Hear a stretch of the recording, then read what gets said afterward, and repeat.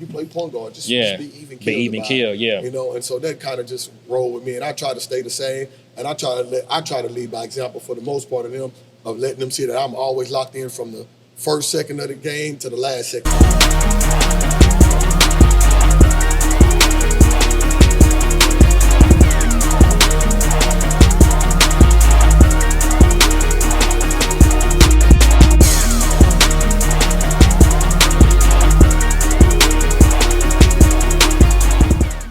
Welcome to Courtside, where we sit on the sideline and we discuss sports as if we can do it better ourselves.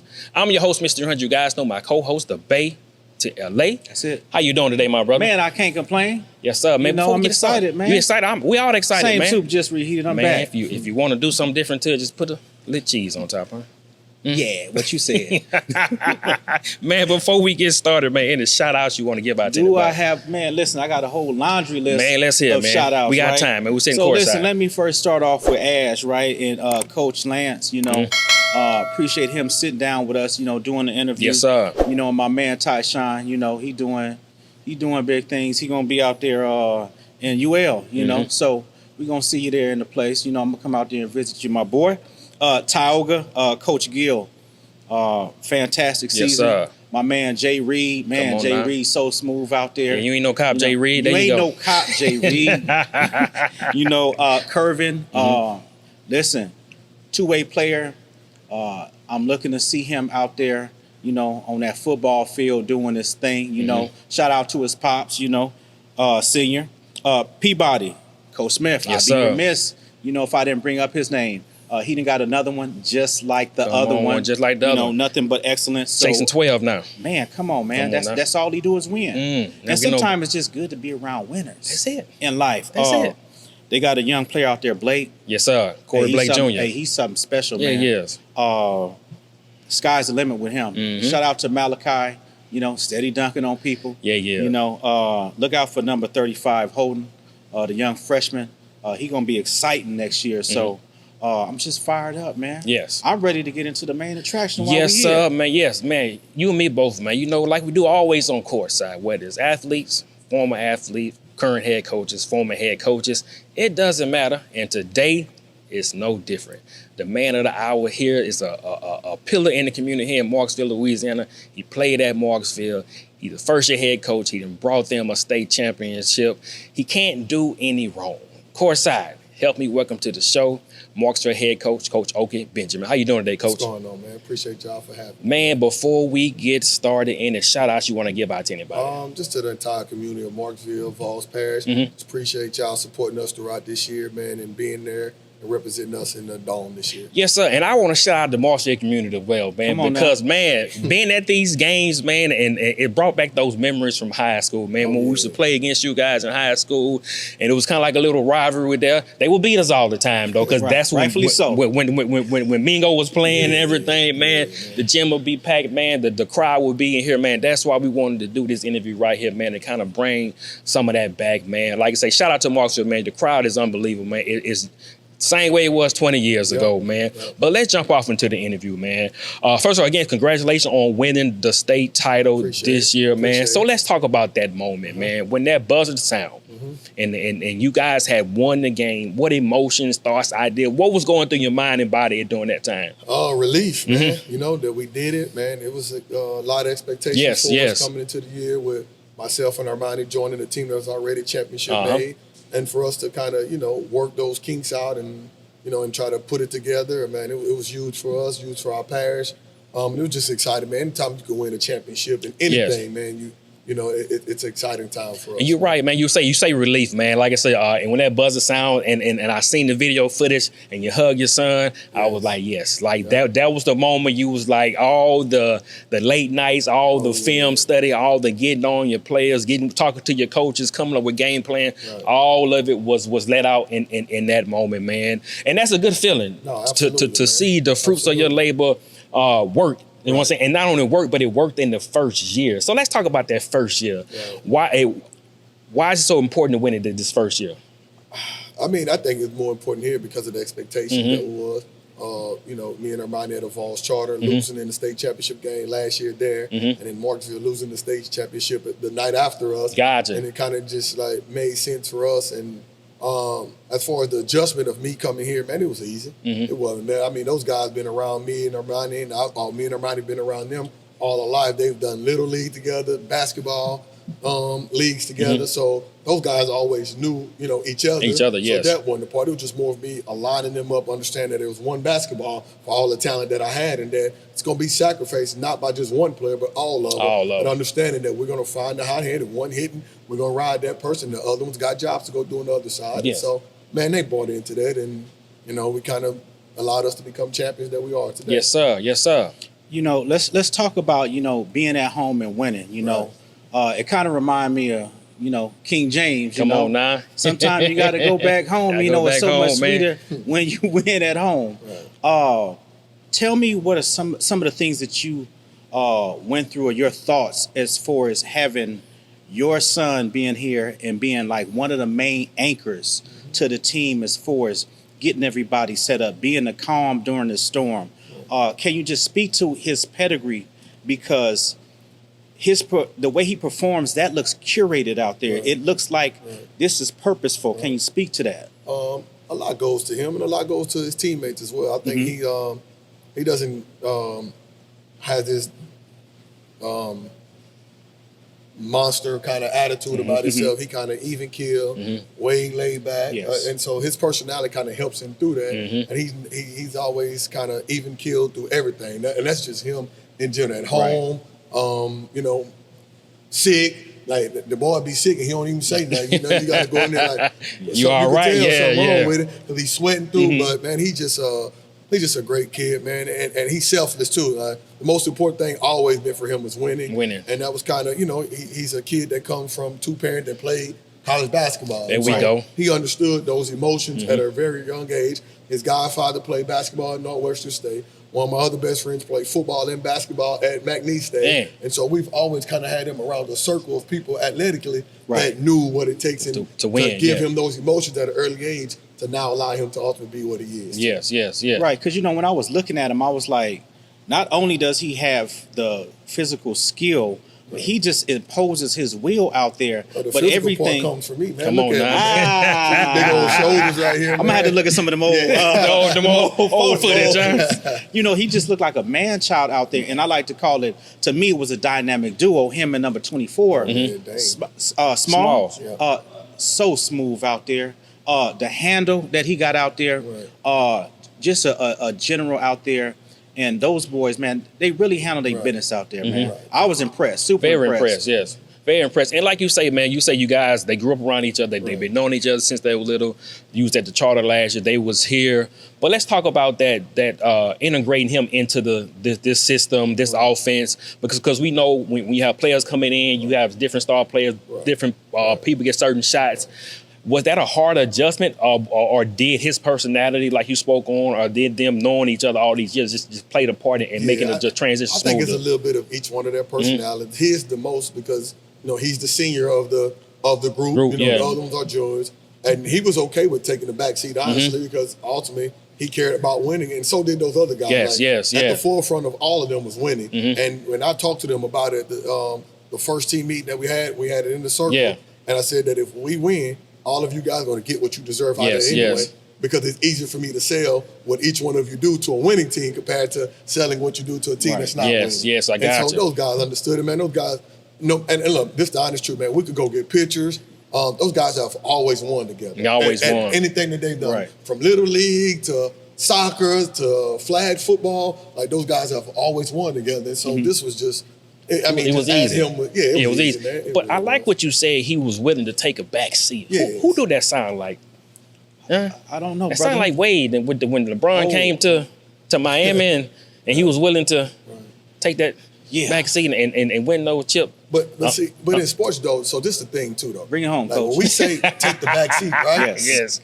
That don't actually mean that you have to move to the back. Yes. You could just go sit on the passenger side. That's it. But then there's sometimes too where you got to drive. So, for him and all of them, Dane, Bam, Price, like it was each one of those turns that I told him, like whoever's the hot hand, Let's feed him. Let's feed him. The rest of you go compete hard and find ways to give him the basketball. And you guys able to do that because the state title, he had 5 threes, didn't it? Yep. He had five threes in that game. Like I say, you guys were able to ride that hot hand. Right. But let's transition to still sticking on the title, still sticking on this postseason. You guys entered the postseason #1 seed, correct? Right.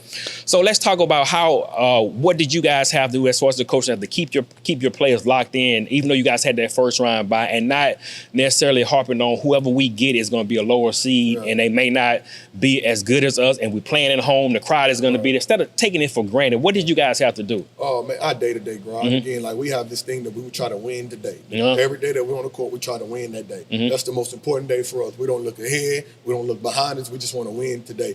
And I've always told them we can accumulate more wins than losses through our practice days, and that ultimately going to allow us and set us up to be able to get to where we ultimately need to get to.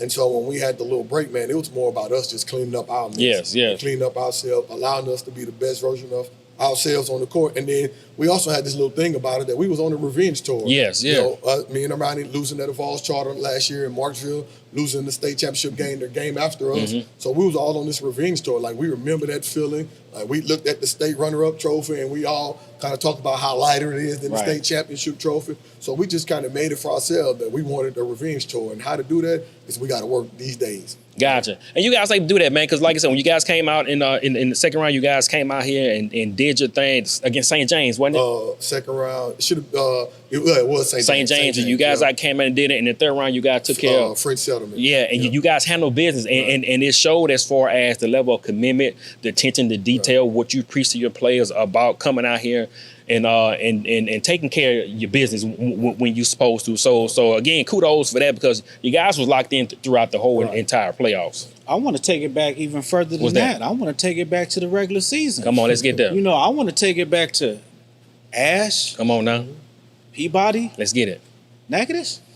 Or who else did you guys? Natchitoches Central, right? So that's a heck of a list. It is for a first year head coach. Yeah. And brought the chip. I really felt like watching you guys. If you guys play your brand of basketball, not only could you compete with anybody, but you could beat anybody. Yes. And you guys showed that. And I would like to just talk about the championship game because that was an exciting game where you looked at, you guys were up big.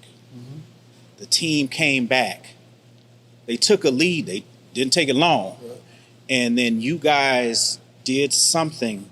Can you talk about what the team did as far as you guys? It looked like your calling card was defense. I don't know what you and the coaching staff said, but you guys were reignited again and brought the championship back. Can you speak to that? First thing, I don't know if you guys remember when they did the Redeem team with Kobe and then Bron, and the first game, Kobe stood up and said, if we defend and rebound, we'll allow ourselves to beat anybody. Yeah, anybody. And that was kind of a thing that we've talked about this year, was that if we could defend and rebound, we'll allow ourselves to compete against everybody, because on the other side, we got enough talent to compete with those guys, but we wanted to be consistent at those two things. Yes. The other part of that was basketball is a game of runs, of course. We went on a run. And then Madison came on the run as they would, because they're there for a reason. And then we had a break, which ended up becoming halftime for us. And when we got in there on the walk to the locker room, me and my coaches huddled up, we speaking of it. And, my coaches were just talking about how we kind of got away from the game plan, and I'm like, I don't understand why. It was my time to speak to the team, and I was just like, man, we need to get back to what the game plan was. Let's get back to defending, rebounding, and taking care of the ball. Because if we're a team where we're taking quality shots on one end, it'll allow us to be productive on the other end. And then we talked about them winning the second quarter. Madison did. It was like, we got to win that quarterback. And so we come out the third quarter and we can win these first 2 or 3 minutes of the third. That give us a chance to be able to, possibly win that game. But we had to win the third quarter. So that was big for us to come out. And I think they started off the third quarter on maybe a 6-0 run, if I'm not mistaken. And then from there, man, things just started working our way, man. And you're right, man. Like you say, coming out of halftime, those first few minutes of the third quarter is super important because of one, they can give that momentum, they can get you guys back in the game, get the crowd back into it, and give you guys that push going into finishing out the third and going into the fourth, man. You're right about this. But let's talk about how I like how you talking about basketball is a game of runs, you know what I'm saying? And you have your moments here and there, and you still have your adversities throughout the season. And I remember we talked after the Madison Prep game in the Coach Smith Classic, and you was talking about attention to detail and not letting those moments slip away to where you can really make an impact on the game. Let's talk about what was the turning point for you and your guys throughout the seasons where you feel like, you know what, we are right, we here now. This is like we at that moment or at that level to where we can really win this state title game. I would say that game at that time, and I just thought that like we knew we could win that game. And big shout out to Coach Jeff, June at Madison Prep. That's my family.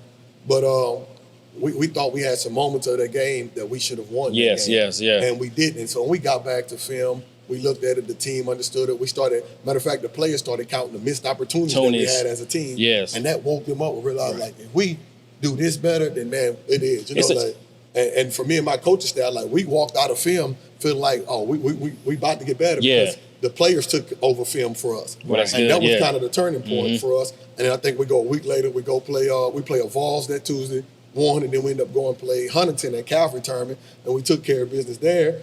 And then I just felt like we was rolling from there. Y'all was on, and you're right, man. Because like I say, watching that Madison Prep game, man, in the Coach Smith class, that was the best game of the day.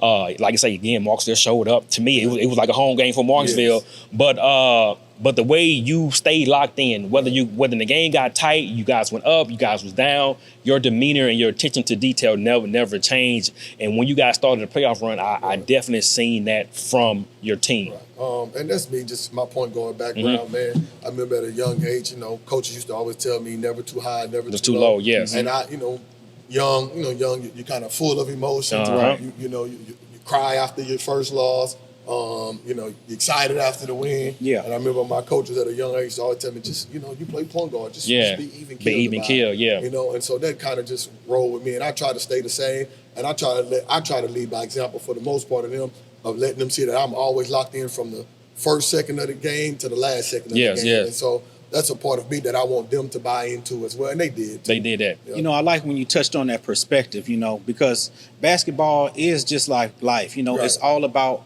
perspective and how you see it, and then once you, when you're talking about once the players saw it the same way that you see it and they get it, like that's a wonderful thing, how can we get better? And once they start making those adjustments, that you're teaching and your background, that it is paid off dividends. And they've done more than bought into it. At this point, they're taking it on. They're taking the mantle and doing what you were doing. Right. No, that's right. That's right. Yeah. So, and like I say, you play point guard. You know what I'm saying? You the point guard background. Does that go into your coaching style as far as the way you see things on the floor and how you're able to explain it at every level? So, what are some things that you're able to see that I would say an average coach that doesn't see, that wouldn't play the point guard position? Just seeing things happen before it actually happens. The spacing, how guys moving in his back pedal. Where's the bottom help guy? Are they tagging the roll? Are they, drop coverage? Are they hedging ball screens? Are they trapping ball screens? And just kind of giving that and putting myself in that situation at time of how would I read it to let the guys understand how they can perform in those same situations. And make it easier to teach the game. And, for coaches, we always say we just got to dumb it down for our team. And in my background of being a point guard, it kind of allows me to give them that same information. Yeah, and you're right, man. And I like how you said it. Like you say, you're able to dumb it down to the lowest level. And by us being in the military, like I say, that's what we preach. You got to be able to teach it to the lowest level. Man. And by you having that point guard background, it's easy for you because you see the whole floor. When you're coming down the court with the ball, you see the 2, you see the 3, the 4, the 5. So about with spacing, the back pen, like how to coach each position and you're because responsible for everybody on the court. So and that was kind of Dane Small. Talking about him, that was his biggest leap this year because he had never really played point guard before. And this year, I'm teaching him how to look at defensive, how to read the backside, and just talking to him to those things. And man, it was a little rough for it early on, but man, if you look at when we really took off, it because his level of play picked up. He stopped thinking as much. He just started playing and understanding those things. And you're right, man. Because we started to see his level of play. Especially when you guys played Peabody in the Hall of Fame game, man. He definitely was on, man. And I was like, yes. 15 in the second quarter. Second quarter, yes. What's going on? You know, in the military, you know, we talk about what right looks like, you know, and we definitely can see that, you know, in your son. You know, I want to know, because I've been hearing all about you and how you were a good player. Do you ever get out there with your son and, you know, how does that turn out? Listen, man. There you go. Give us the long version, Coach. You know, from Armani, we really started playing when he got around 12, 13. That's when we really started playing one-on-one. Okay. So from about 12 to about 15 and a half, right, I was dominant. Right. He couldn't touch me, man. You know, Daddy was fade away. I was getting my Kobe on. And then all of a sudden, man, he just started developing, getting stronger. Yes. Stopped taking my BS on the court, and he just started giving it to me. And so now I just kind of stay away from it. Okay. Because physically, as you see, he's just way stronger. Yeah. Way more he looks like a college Daddy just not really in that mold right now. I'm more like, hey, you know what we say? Guys, listen, those who can do, those who can't, teach. Huh? But nah, man, he's physically has some things that God done blessed him with, and allows him to have some advantages sometimes on the court, man. And again, he's just a great kid, man. I love my son, man. Yeah, he great, man. He good. He good. No, he real man, good. He's a because you know, like in today's society, man, kids are easily manipulated. Yes. Followers, man. Yes. And it's hard in today, like way more harder than what we came from. Yes. All we ever wanted to do was watch Emmitt Smith and these guys on basketball. They got a wide range of everything that they can follow, man. Yes. And you know, and as a young black man, like, you know, you enticed to be a part of other things. Yes. And to see him and a few other kids just kind of stay the course and stay the same and say, I'm going to let this be what carries me over the hump, man. I'm extremely proud of it. I like how you were saying that, you know, and it looks like you just keep the main thing. You know, you don't have to be all over the place. We can just do one thing. We can just do it well, and that could take you to wherever you want to go. Yeah, you're definitely right about that, man. Like I say, your son is definitely, like I say, you definitely, you and his wife and his mom, y'all definitely have shaped him to be a great young man, man. And that, as a parent, that just makes you proud within itself. Yeah, my wife she don't play with him. She holds him accountable. You know, that's good, man. And the way that he carries himself when he was away from home, so she does a great job. And she's, you know, as much as me and his mom gets the athletic part, my wife, who's not his real mom, she actually kind of, you know, like she's the one that's like, she keeps her finger on it. Hey, man, he need respects that. her a lot for that. You definitely need that, She don't play about the classroom. None of that. She's a big believer of how he carries himself when he leaves the house, man. So big shout out to her. And you're right, man, because my wife is the same way with my oldest son, man. She's like I say, she's his stepmom, but she's the same way. Like she's on him more than I am. Me, I'm like sports. Make sure your sports good. You know what I'm saying? Workout's good. I give her that. She don't never say the sports stuff about her. She don't ever like. And that's what I'm saying. I'm more sports. My wife more the grades. Make sure me and his mama get that boy here for about athletically. You know, but my wife is kind of the one. She don't care. She think his bad game is his best game. You know, and so she kind of gives us that balance in the house of, you know, and we say that as coaches, man, we try not to bring it home. Man, we bring it home. We bring it home. Because we're competitors. You know, right? And so she do a great job of just keeping him away from me when I'm in that red zone of it, and just allowing him to be what he is. Be a kid, be a son. Yeah, she'll allow me to go back and have my moment with it because she also understands that he needs that, because if he wanted to be this, then he needs to understand that this is what it takes. This is what it takes. Man, that's right, man. That's that good balance, man. That good balance, man. You know, I like having conversations like this where we're not talking about, you know, just maintaining kids, but we actually talking about, you know, raising these young men, you know, because you can maintain them. It's a different thing to raise them. Yes. And who better, you know, to come with perspective than, you know, than men who, you know, just genuinely care about their kids, you know. And I believe that's also why, you know, just the whole city has embraced you, what you and your coaching staff has going on here, because this is an example of what kids need to see. This is what right looks like. Because you're going to get, if you watch the news, you're going to get another thing. Come on now. You need to see the positive. That there are people here, and they're not just surviving.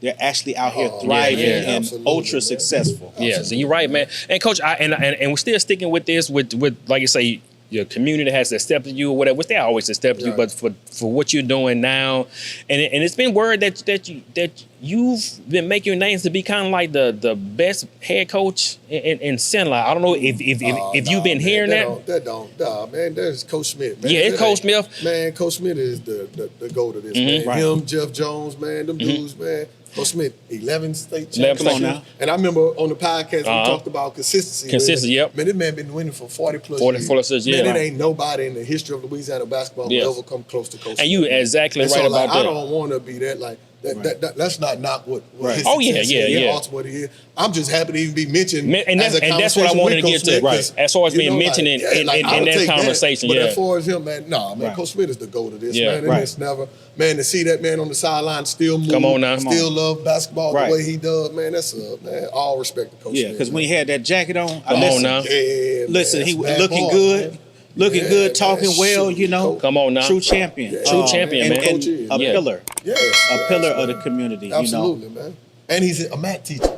Yeah. So we talking about you talking about breaking it down. In the gym and PE working out his diet. Right. Man, teaching kids high level algebra, man. So, man, big testament to you, Coach Smith, man. Gotcha. Appreciate you, man.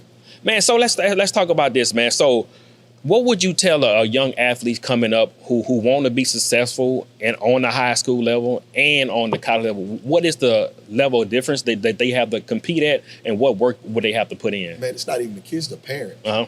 Like, parents got to sometimes step back and allow, like, if you want your kid to be an athlete, allow that coach to teach them how to be an athlete. And so many parents in the way of their kids' success because they think they know. Come on now. But mom and daddy, you hadn't played college basketball. So you can't come tell somebody that played it how it is. You know, I read something the other day. It said, you know, if your kid wanted to be a Division I basketball player, he has to have Division I parents, right? And so, like, that makes sense. So, like, parents just need to step back.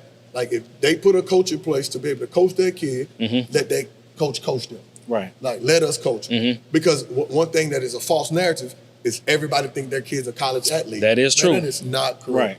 I think that thing is 2%, maybe. 2%. You know how small it is. And then we get to the draft. It's even smaller because it's only 2 rounds. Right. So only like 40 players going in. And so, like, parents just gotta sometimes just be quiet. Yeah. I don't think there's a coach that's out to get against their kid. I just certain coaches see an expectation for certain kids that they know may be better than the other. That's not saying nothing wrong. That's just what it is. But your kid can play a huge role into that overall team success. Because everybody can't be the leading scorer. Everybody can't be the leading scorer. You're right about that. But somebody can be the leading scorer. Somebody can be the leading rebounder. Somebody can be the leading assist. Somebody can lead steals, lead deflections. There's other things that you statistically can lead in. Like, I just met with the coach from Belen College with my son, right?